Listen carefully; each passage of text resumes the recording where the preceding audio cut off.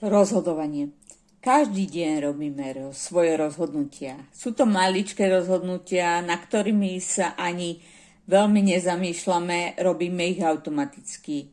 Ako čo budeme jesť, čo si oblečieme, niekedy pritom zaváhame, najmä my ženy. Ale sú to rýchle rozhodnutia, na ktorými neuvažujeme veľmi dlho a problém vyriešime alebo urobíme toto rozhodnutie veľmi rýchlo. Ale potom sú rozhodnutia, kde musíme riešiť napríklad nejaký problém a tento problém nemôžeme riešiť veľmi rýchlo a spontánne. Lebo veľakrát sa môže stať, že toto riešenie nebude v konečnom dôsledku to správne na riešenie daného problému.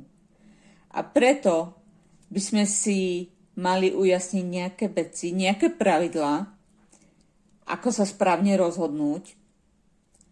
A ja vám poviem dôležité časti.